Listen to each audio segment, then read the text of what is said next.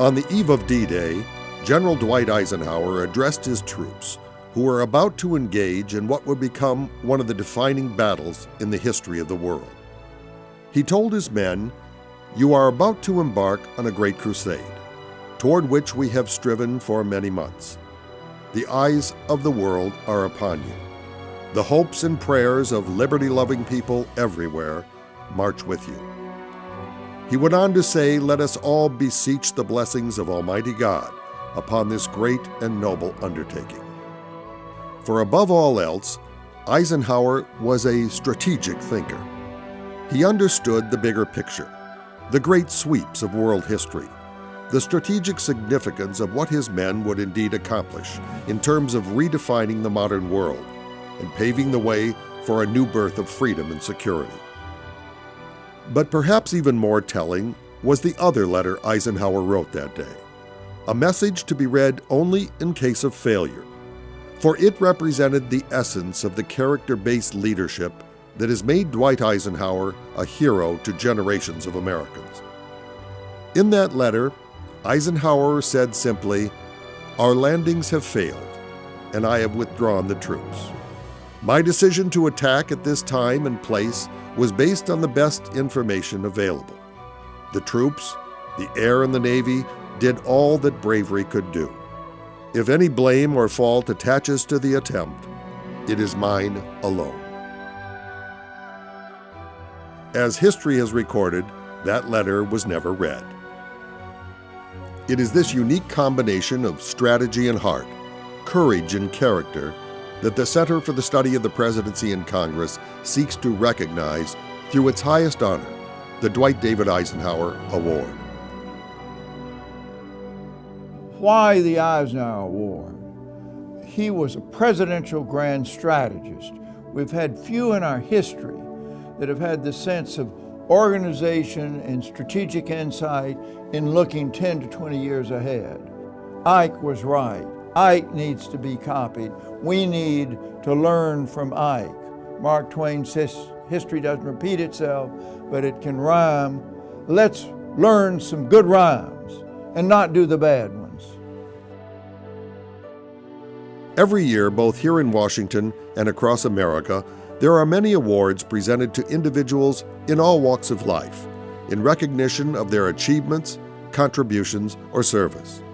The awards span the gamut of human endeavor, from arts and entertainment to sports, from business and industry to exemplary public service, across all the professions and occupations that define a diverse and vibrant nation. The Eisenhower Award, however, is unique among all others in terms of its singular meaning and historical significance. It is presented only when that rare individual emerges and is placed in a position to make an extraordinary contribution to our nation during a uniquely critical, defining period in American history. And to be sure, in these early years of the 21st century, America finds itself in just one of those times. We are at an eerie turning point in history because part of the world is out of control. We lead the world in debt and deficits, pretty bad. In education, we're 17th in reading, we're 23rd in science, and 31st in math.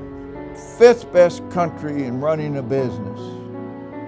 22nd in infrastructure, 49th in life expectancy. Not exactly number one.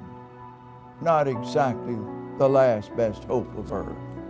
We got 2 wars, we got debts, deficits, we got the terrorism, we've got runaway healthcare costs, we've got North Korea acting up, we've got Iran acting up, we've got people marching in the streets of the Middle East, and we are so crisis-ridden, it's practically impossible to look over and across the horizon.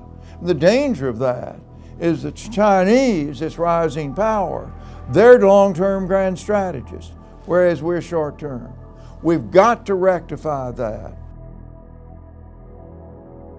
The Center for the Study of the Presidency and Congress was founded in 1965 in response to President Eisenhower's call for national strategic leadership and the growing need to preserve the lessons of history for future leaders. Today, the Center has become the nation's foremost organization devoted to the study of the modern presidency and the relationship between the executive branch and Congress. Recognizing and promoting both character-based leadership and long-term strategic thinking is at the heart of the Center's mission for America. Since 1999, the Center has been led by Dr. David Abshire. An advocate for strategic thinking in Washington for over 5 decades, Dr. Abshire co-founded the Center for Strategic and International Studies with Admiral Arleigh Burke in 1962 and refounded the Center for the Study of the Presidency and Congress in 1999. After graduating from West Point and serving in combat during the Korean War, he served as Assistant Secretary of State during part of the Vietnam War, as ambassador to NATO at the height of the Cold War, and counselor to President Reagan in the crisis of his presidency. Since his completion of the doctoral program at Georgetown in 1959, David Abshire has been a devout advocate of Eisenhower's leadership, strategic thinking, and importantly, his long-haul strategy for success in the Cold War, and his emphasis on controlling the deficit and debt as a central ingredient to all strategic planning. When he became the first director of the newly activated House Republican Committee, Dr. Abshire persuaded then Congressman Gerald Ford to head a national panel of professors and experts defending the Eisenhower strategy when it was under political attack.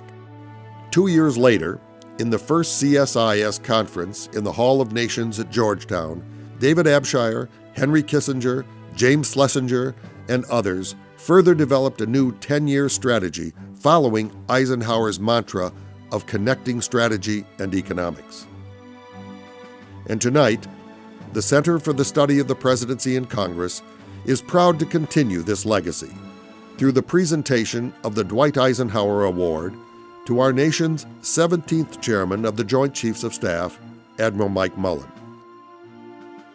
But in doing so, and at Chairman Mullen's request, the Eisenhower Award will be presented solely in honor of America's defense team, the brave men and women engaging an insidious enemy every day and every night in the dangerous, desolate mountains of Afghanistan, and indeed the 1.4 million men and women on active duty who are, at this very moment, deployed in 143 countries throughout the world, standing guard and fighting for freedom as part of the United States Armed Forces.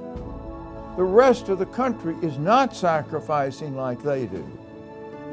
And when we talk about a 10-year strategy to put America back on top, that's going to take sacrifice to get to that mountaintop.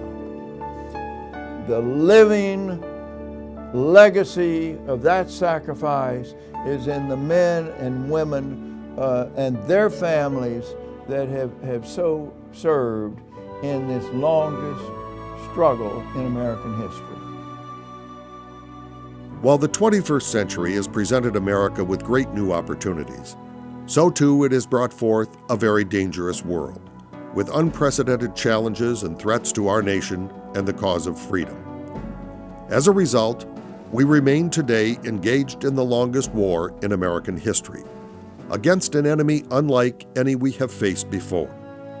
The long struggle against Al-Qaeda and terrorism has taken hundreds of thousands of courageous young American men and women, many on interminable multiple deployments, to some of the harshest, most desolate places on earth, to fight an asymmetric war with an ever-elusive enemy of insurgents, guerrillas, terrorists, and irregular forces.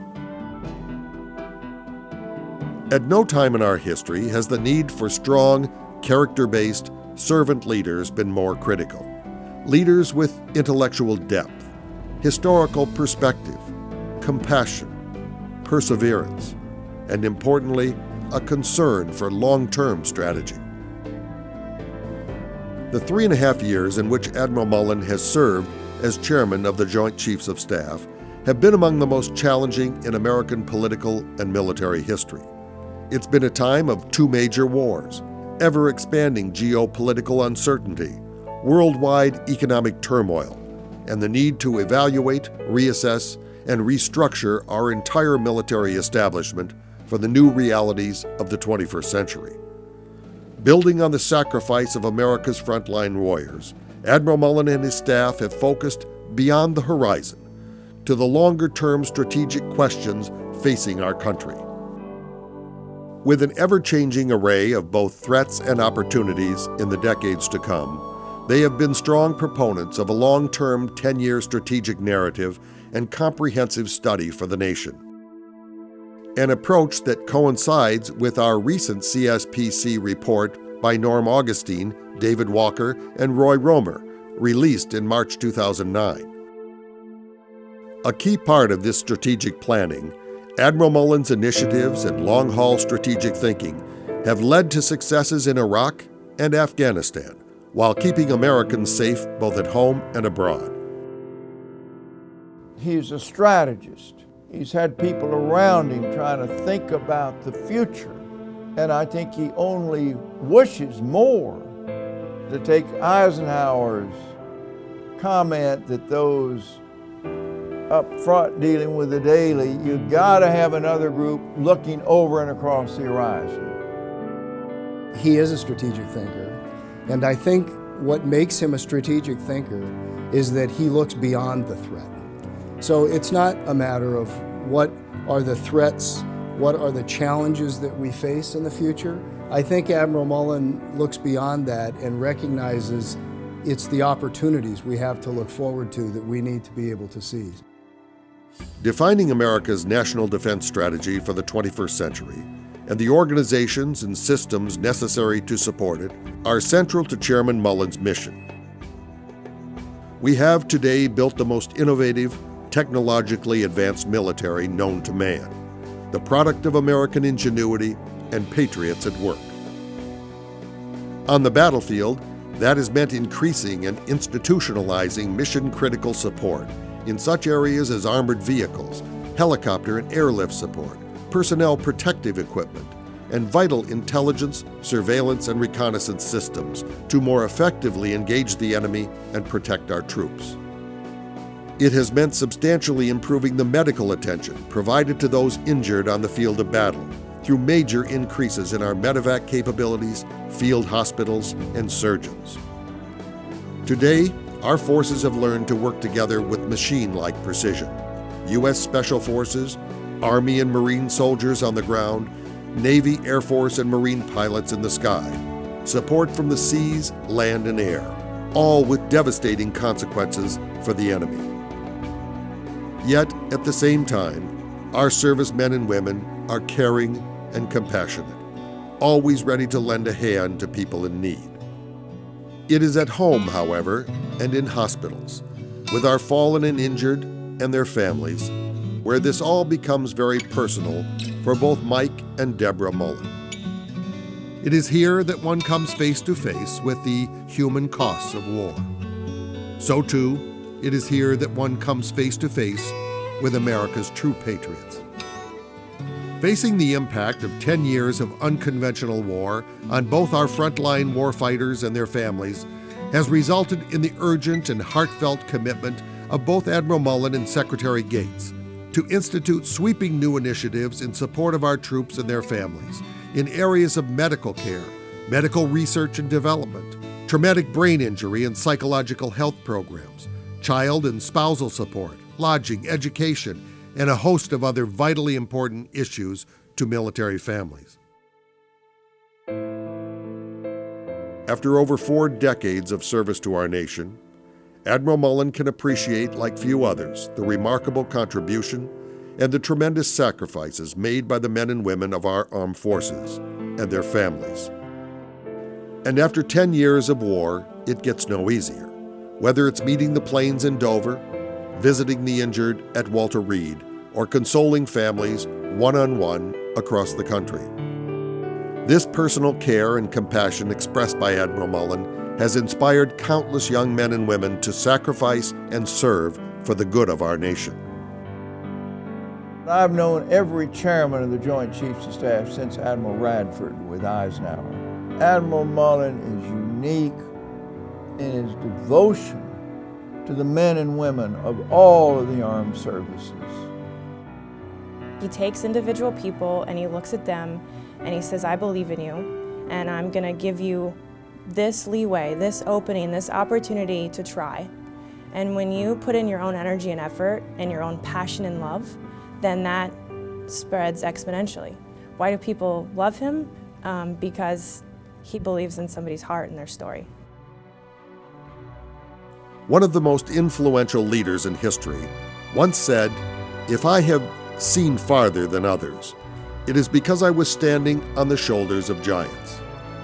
From his first assignment 43 years ago as an ensign on a destroyer, to Chief of Naval Operations, to Chairman of the Joint Chiefs, it has been the men and women selflessly serving with him and for him that have allowed Mike Mullen to see a bit further and help take the armed forces of our nation through one of the most challenging periods in our history.